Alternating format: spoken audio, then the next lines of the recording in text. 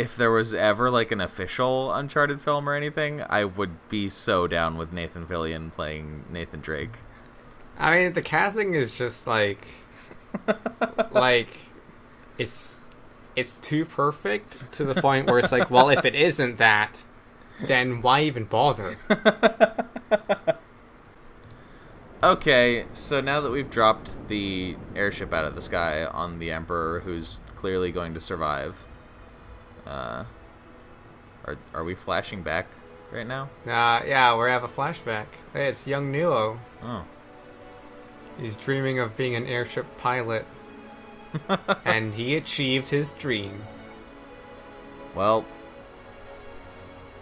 if that isn't a rousing inspiration for everyone, I don't know what is. Damn right. I like how she has holes in her hood specifically. Yeah, for I like her that. hair. Don't mess up my hair. Cut holes in my clothes. To be fair, that outfit seemed like tailor-made for her anyway.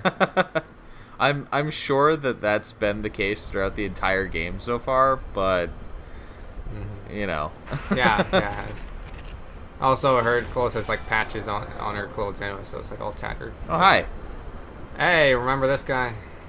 Yeah, he absolutely destroyed us last time You were... one-shotted the entire party.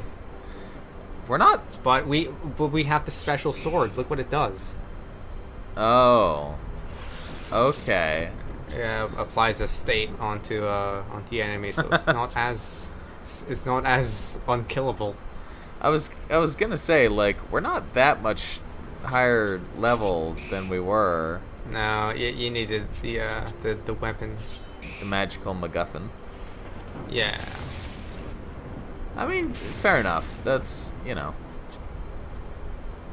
That's a decent enough justification, because like it at least tells you that you can't have just grinded to level 99 and come back. No, you needed this special item. You can't out-level everything. No. Despite that literally being the case most of the time. I do think that, yeah, Oh, shit. Oh. Well. There goes the airship. That seems like a problem. Lightning too strong. I do think that more games should have kind of mechanics like that, where, like, you can't just out-level the difficulty. Yeah, yeah, or something like, oh, you need special heat-proof armor to sustain like fire, like this fire attack or something. Hi, Axis. Are you actually sorry? I don't know. I'm not sure that I believe in his remorse.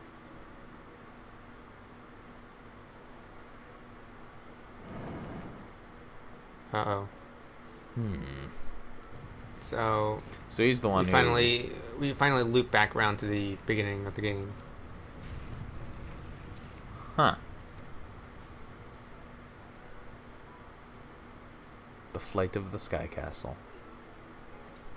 I don't know if it was called the Sky Castle before it entered the sky. Clearly it was. That's like naming your race the Ancient Ones, because it's like, well, clearly they weren't ancient by the time that they were still around.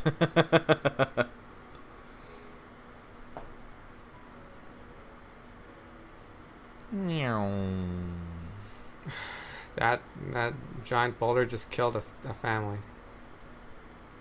Well, that was us. Oh.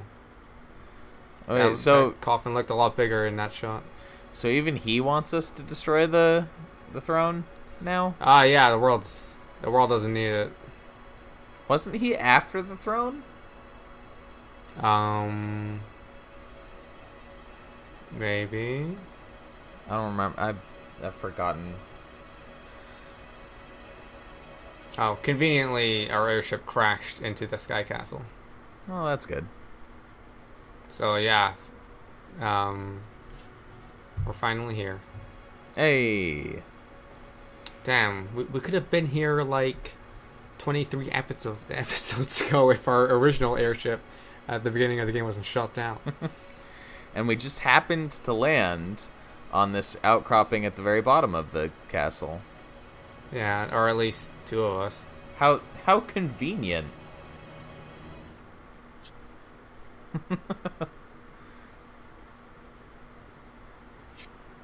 Will be viewed as intruders. We can still travel. I don't remember this. That seems curious. Our airship's broken. We're like reversing time or whatever. What is happening? Well, at least it didn't like give a point of no return. Yeah, the point of no return, which usually does happen. Yeah, and we sort of got a warning message before we fought that thing, saying, "Hey, if you do this, you might not make it." But so I wouldn't have minded if this was the point of no return, because it seemed like so obviously like this is it. I mean, yeah, it's the final dungeon of the game, surely. See if we got the triumphant music. That's when you know.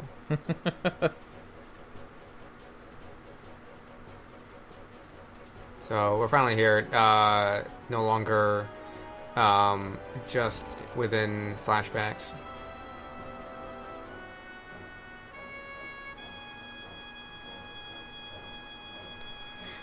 Ugh. Is that a skeleton of the machine thing that we just destroyed? Or maybe it's a piece of decoration. That's what it looks like. Yeah, a common case for like sort of ancient structures that have been around for a while would be inhabited by automatons. It's like, well, they can be alive, otherwise they'd just be dead. Mannequin. Welp. The mannequin just killed me. Better edit that out. Yeah, rip in peace me.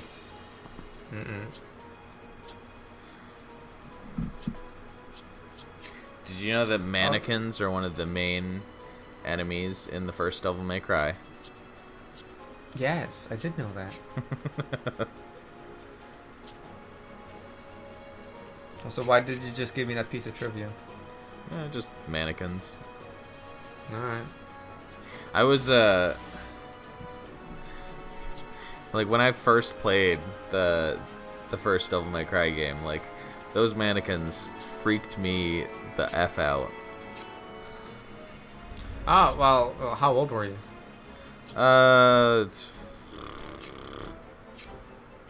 By the time I actually had, like, a PS2 and played it, I want to say I was, like, 14. Okay, that's too old. I would accept it if you weren't a teenager. It's not like they scared. Oh, welp.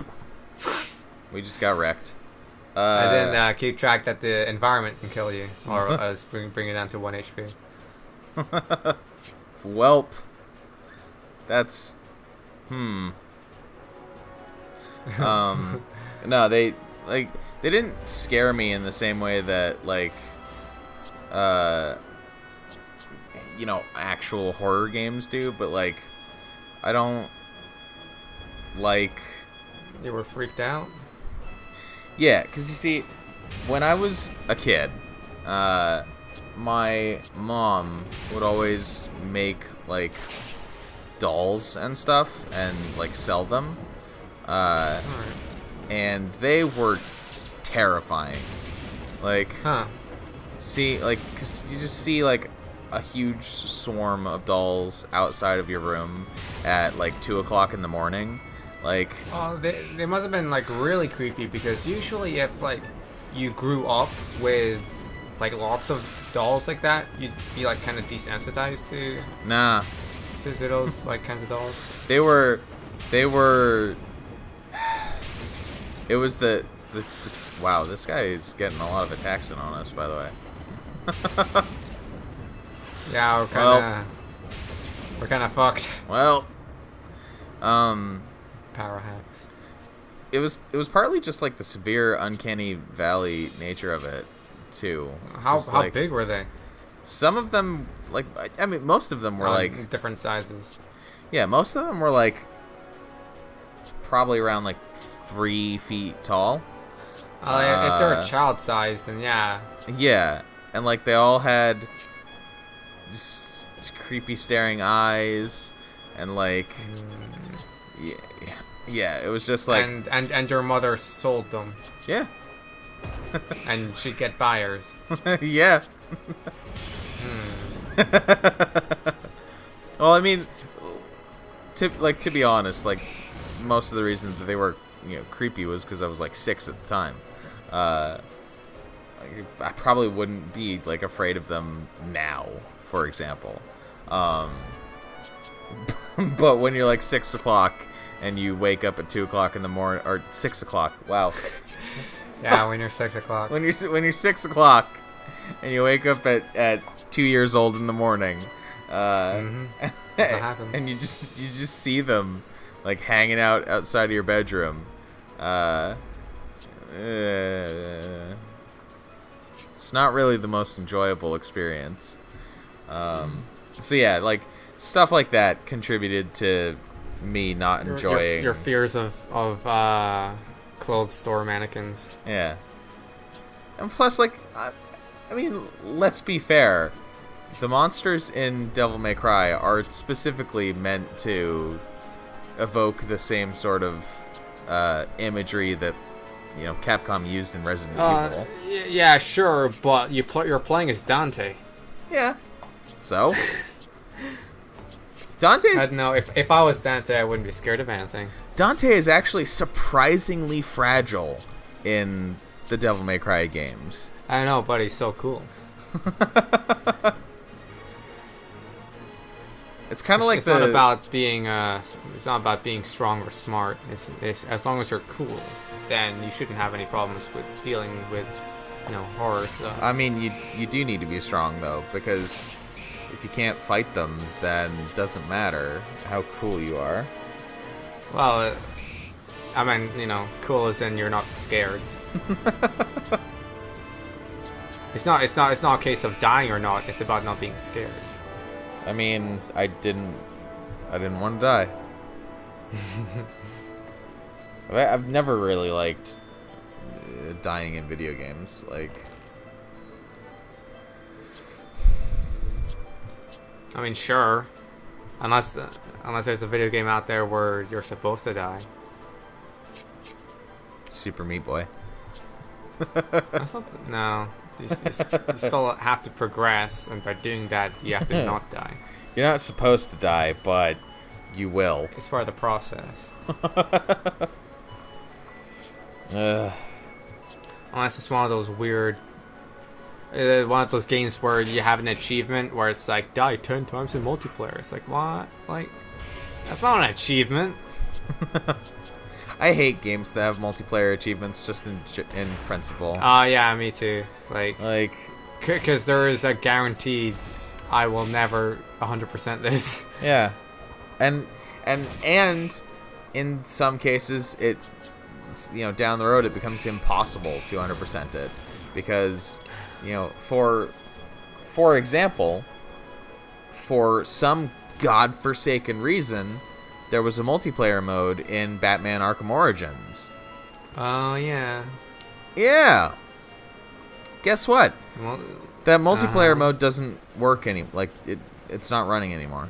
The servers for the game aren't up anymore, so you can't play the multiplayer mode. I wonder how long that took. A couple years. Not nearly as long as it should have. Unfortunately, that game was developed at the time where AAA publishers were shoving multiplayer into everything. Everything needed yeah, and so all of the achievements that are locked to the multiplayer mode in that game, you just can't get anymore. Awesome. Yeah, it's great. Other victims of that era include Bioshock 2. Yep. Dead Space 2. Dead Space 3. Perhaps Mass Effect? At least Dead Space 3 had like a co-op multiplayer thing, which Yeah, but that was still a case of, we gotta have some multiplayer aspect. it's still more defensible than have multiplayer deathmatch in our random superhero game or our random. At least it was a separate game mode, unlike the co-op stuff. Because co-op, that's integral to the story. I mean, not Just really. having a buddy with you the entire time. It wasn't really like integral to the story. It just. I meant integral is that it's unavoidable. It is in Dead Space 3 at least. Even in single player, I thought that guy's name, whatever his name is, what was it called?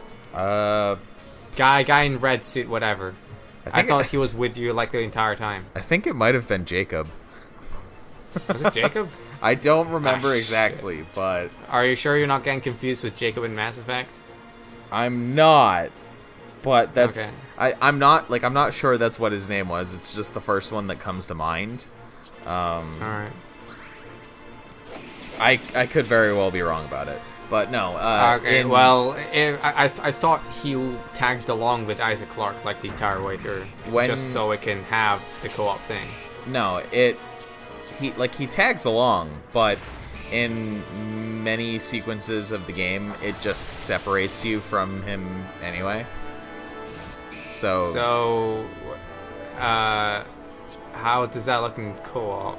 Like, are you going through different parts of the level? I watched a playthrough of it. If I remember right, they do. Like you go through different parts and then you meet back up or something like that. And then the player, like the person playing the other guy who's not Isaac. Not Isaac. I will actually look up his name, but yeah, the person playing him has to like deal with their own kind of separate storyline.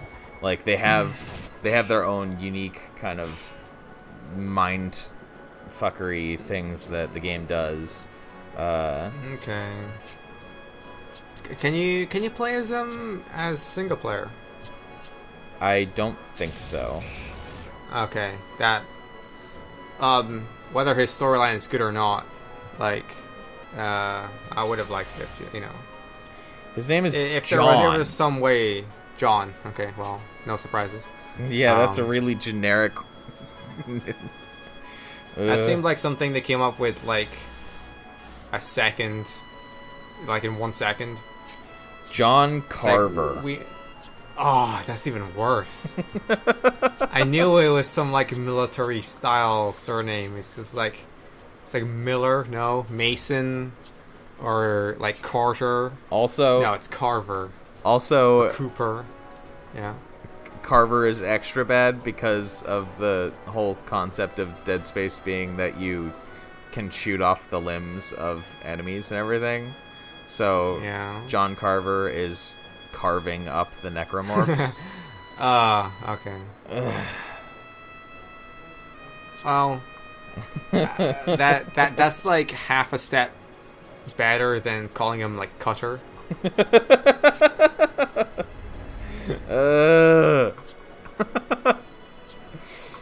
They still don't get any points for creativity.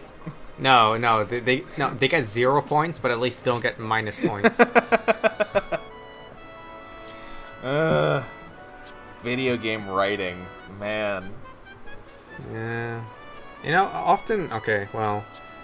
I'm sure you're aware that I'm developing an RPG of my own. Yeah. A case with RPGs... well, especially JRPGs, is that you need to come up with a lot of names. Yep. Like, a lot of NPC names. Yep. And what I like to do is, list off names I like, and then I look up their etymology, what do they mean, and then I apply whatever names that are, applicable to whatever characters that I have. And I normally take a while, to name a character. And when I see a character that is clearly has zero thought put into what they're called, I'm like, that's disappointing. Naming characters is not easy. Oh, like, at first I had only first names for all my characters, and it's like, oh crap, I had to come up with surnames as well. Yeah. Yeah, and like, and then when I have characters who are like part of the same family, it's like, oh thank God, I only come up with one name for like 2 or 3.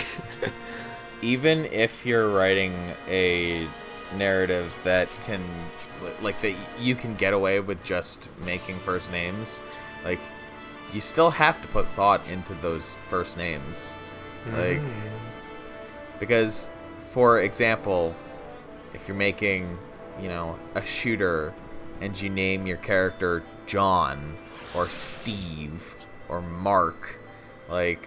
You say that, but Master Chief's first name is John. And the only reason that it's not... I mean, it is dumb, but, like... The only saving grace of his name at all is that he's like John 117 or whatever. Yeah, he's supposed to be just like a suit of armor. So actually, John would be like a kind of a good name for him.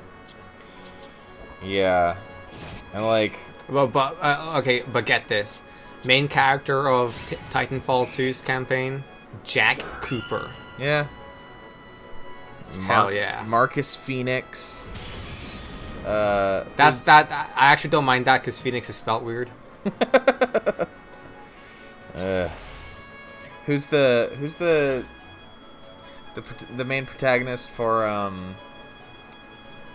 Dead to Rights? Call of Duty. Dead to Rights. Oh God. It's like Jack Slate or something like that. Something like that, yeah.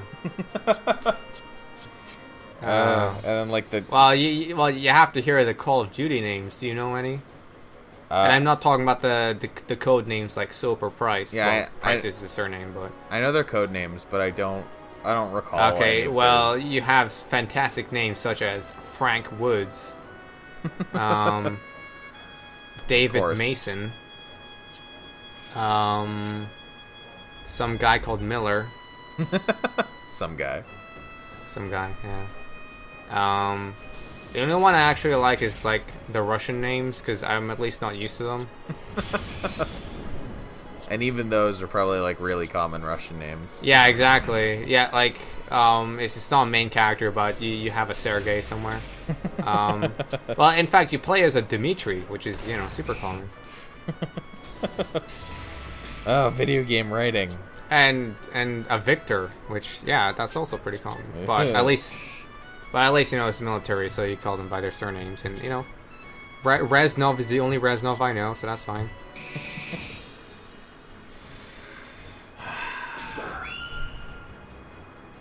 So we've been destroying these like statue things. Yeah, I gotta get rid of them. Why? XP. Do we actually have to get rid of them, or? I actually think they are. Like, you have to like defeat all the statues to progress or something. They do. I'm not sure. They stand out on the map. Yeah, that's usually the case. They do seem fairly dangerous. I wouldn't be surprised as well. I wouldn't be surprised if like if a door is closed or something. It's like, well, an obvious solution to progress through this door is by eliminating all the enemies. Yeah. And if that isn't the solution, then time to panic because I'm run out of ideas. There must be a button somewhere that I missed. Something like that. Ugh. I wonder how that. Like, what's the thought process of creating a security system where the way to enter is to eliminate all the security guards? It brought this patch of grass back to life, though. Yeah. So if you haven't caught on by now, the clean patches of grass, they heal your party, but the the duller ones, they deal damage. Also change the overlay of the map. For some reason that doesn't happen all the time. So maybe that was a glitch. I don't know.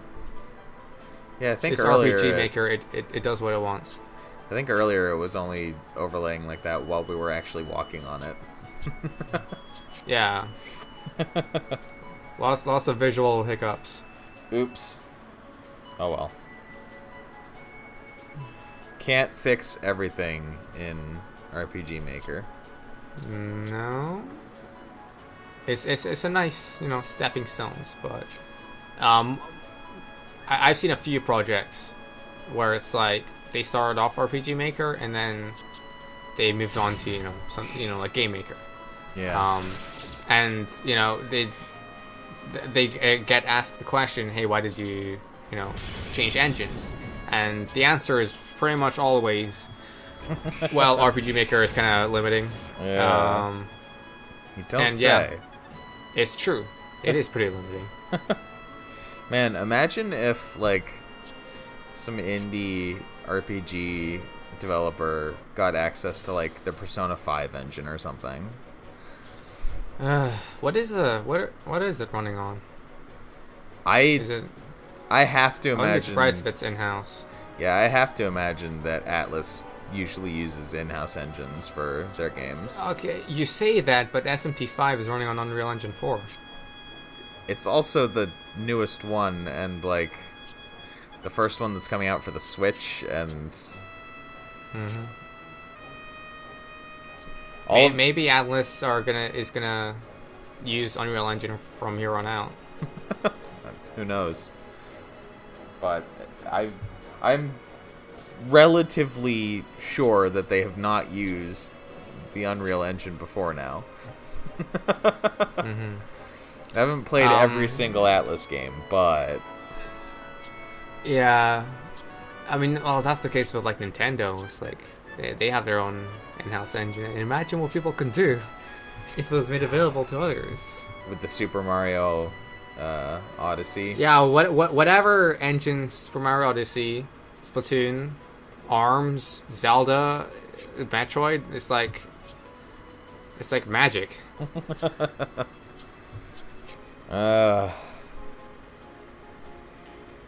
It's Oh hey. fun to dream. Yeah, see? I knew the Emperor wouldn't die. Yeah, I told you we'd get a resolution somehow. Also, yeah, he didn't die. Evelyn's looking even more ominous than before. Oh yeah, that's often the case when a character's back is turned towards you.